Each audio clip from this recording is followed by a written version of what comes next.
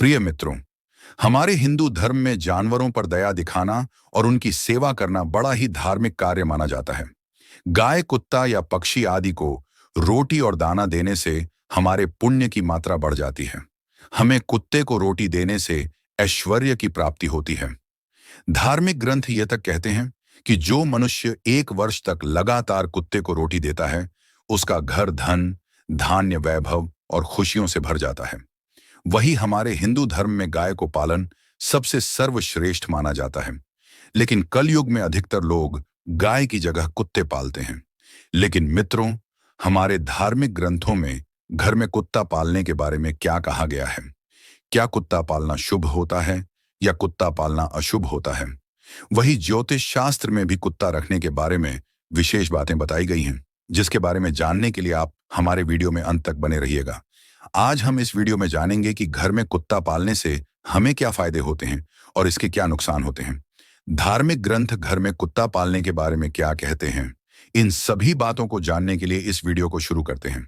सबसे पहले हम कुछ धार्मिक ग्रंथों में कुत्ता रखने के बारे में क्या कहा गया है, इसके बारे में बात करते हैं। सबसे पहली बात मित्रों, हमारे धार्मिक ग्रंथ गरुड़ पुराण में हमें कुत्ता रखने या ना रखने के बारे में जानकारी मिलती है।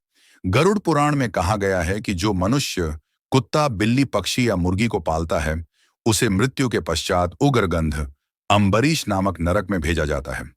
कुत्ता पालने वाले मनुष्य को स्वर्ग में कोई जगह नहीं दी जाती है।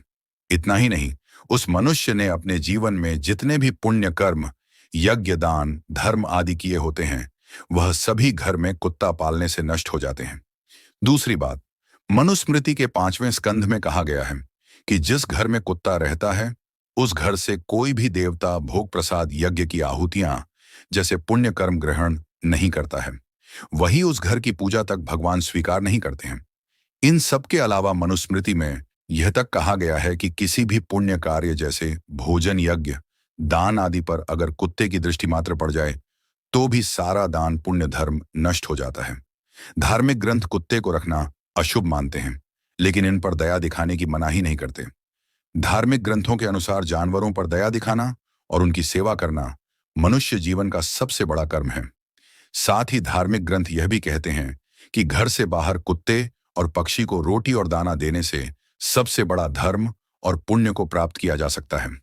इसके अलावा ज्योतिष शास्त्र में भी कुत्ते को रखने के संबंध में महत्वपूर्ण बातें बताई गई हैं।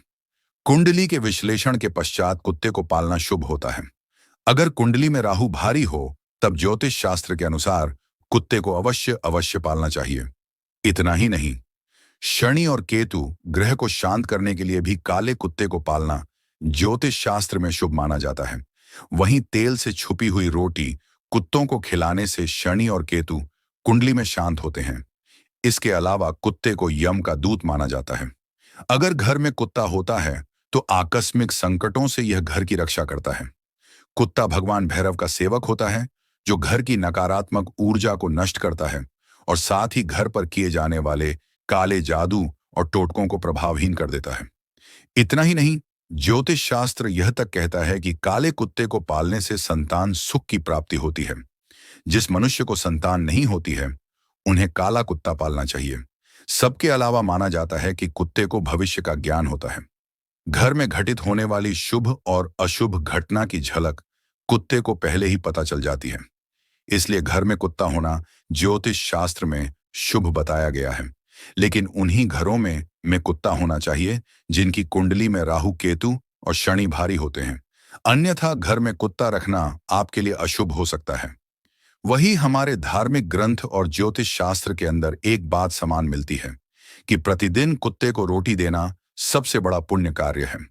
वही घर की सबसे अंतिम रोटी पर कुत्ते का ही हक होता है, जिसे कुत्ते को देने से घर की सारी नकारात्मक ऊर्जा नष्ट हो जाती है। तो दोस्तों, इस प्रकार से हमारे शास्त्रों में कुत्ते से जुड़ी बातें बताई गई हैं। उम्मीद है आपको यह जानकारी अच्छी लगी होगी। वीडियो को लाइक जरूर करें और कमेंट में जय श्री कृष्ण जरूर लिखें। साथ ही चैनल को सब्सक्राइब करें। आप सभी का धन्यवाद।